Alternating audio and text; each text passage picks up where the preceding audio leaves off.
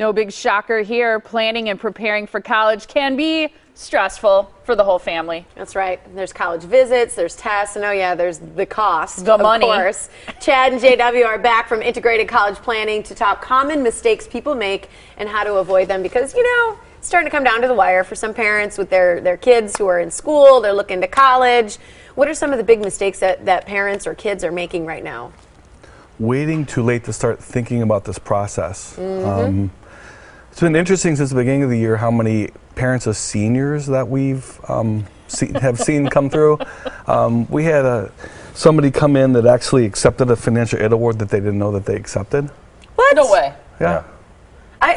I'm surprised and not surprised, only because my niece is going through the process right now. She's, you know, how far into her senior year and still hasn't made a decision, done one campus visit and thinks she knows where she wants to go, but is that far behind. You know, I feel like a lot of people get in that route, especially if the parents aren't pushing the child.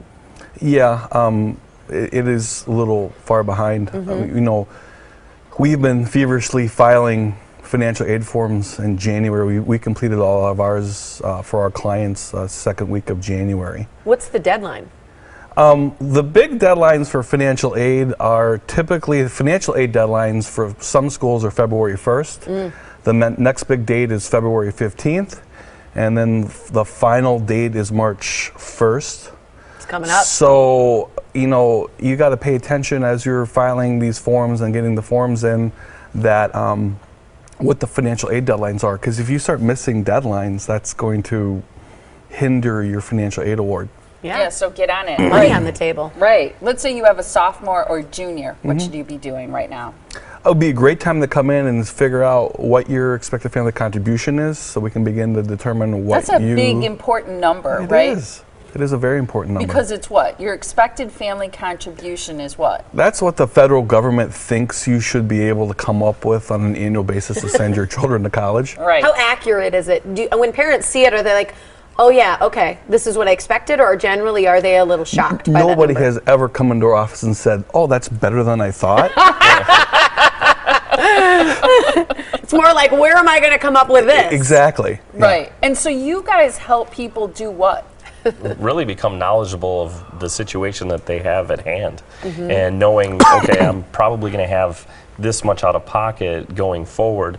It's really just educating people about the cost of college and the different costs of colleges, because not all colleges are made equal. Well, and I'm glad you brought that up, because I know, because we talked during the commercial break, I can say to you, what about this school? Are they a school that's very prone to giving students what you guys call free money to come to their college? And there are a lot of schools who will give money to students to attend their university, and very often it has nothing to do with how great they were in sports, or even sometimes how good their grades are, right? Yeah, correct. I mean, when you start talking about really what the colleges are trying to do is they're trying to attract that student that they really, really like.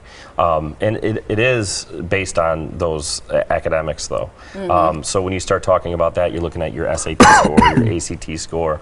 And the colleges are looking for a specific type of student, and they're willing to give a lot of money for those kids that fit that profile. And a lot of those colleges that you're looking at, when you start talking about at what time should these people be coming through, really when you start looking at sophomore, junior year, you start looking at, okay, now I can go on spring break with my children, and we can look at all kinds of different colleges, but those colleges that give away a lot of money, which would make it less expensive than the potential state school. And it's kind of interesting to watch the paradigm shift of parents as they're sitting there and they're thinking, wait a minute, I can go to a state school for half of what I can go to for UW-Madison, and that's just really, I think. You mean a private school? Yeah, I'm sorry. Yeah, private Sometimes school. kids can go to private school for much less than a state school in many cases, right? Sometimes half, sometimes a quarter of what a state school would cost. That's amazing. And it's based on that EFC score and that first piece, knowing what that EFC is. Are Wisconsin colleges looking for SATs? Is that what they're accepting? Scores? We are a big ACT. ACT is big in the Midwest. So you'd prefer people taking that test. Do you have a choice, or can you choose? Well, you do have a choice, and it really is dependent on your student. The ACT is a speed reading test. Your child's a really great reader. They're going to do fine on the ACT. Sometimes it makes sense to have them switch to the SAT because the SAT is more of a logic test.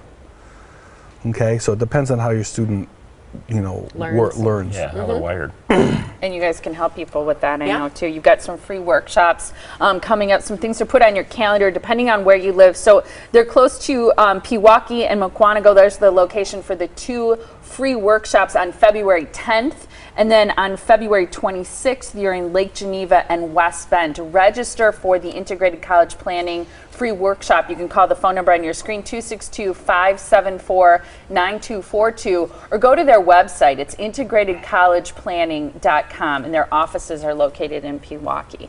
Great to see you guys. Great to be on. Thanks. You got a senior. Get on it. Now. Right? All right, up next.